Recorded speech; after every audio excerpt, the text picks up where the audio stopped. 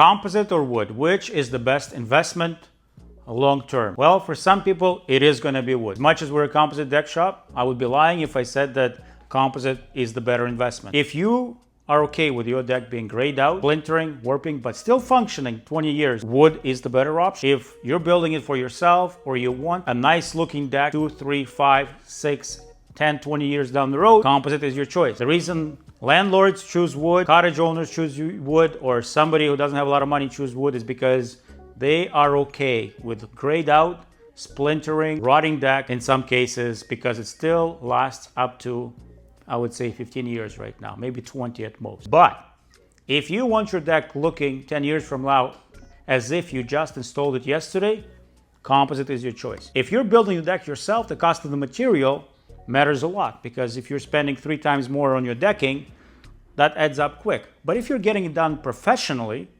and you're paying for the labor and the overhead of the company, the difference between wood and composite is fairly minor. So if it's your own house and you want the deck looking nice throughout its life, composite is definitely your choice, because staining, upkeeping the wood is going to be a lot more expensive. But if you don't care what your deck looks like 3 years down the road, if you're okay with a gray color with some mold, splinters and cracks, as long as you can walk and use it, then wood is your choice. What surprises homeowners after they've installed the deck? Well, some people install a nice cedar deck. This is Alaskan yellow cedar, actually from a job site where this particular material was specified. Half a year after, you start to see mold spots appearing. It's going to be gray, cracks are going to appear, and your beautiful deck that you've just installed is going to look very different a year from now.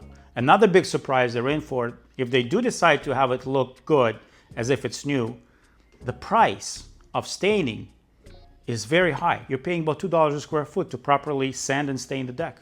That's the same price that you paid for the material if you go with a pressure-treated deck.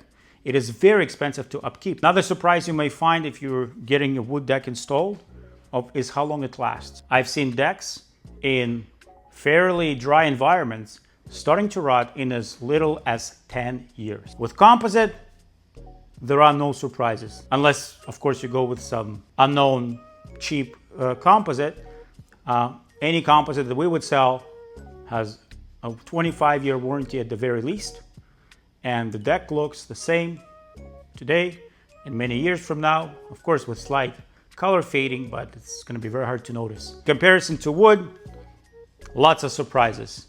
And what you see now is not what you see 5 years from now.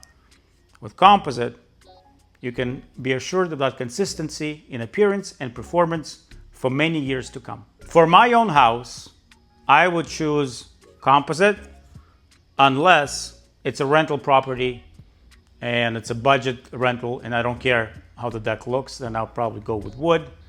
But composite is a clear winner, great performance over time, and the investment definitely pays off. If you have any questions about decking, composite or wood, or any other related questions, please ask them below and we'll get somebody to answer them.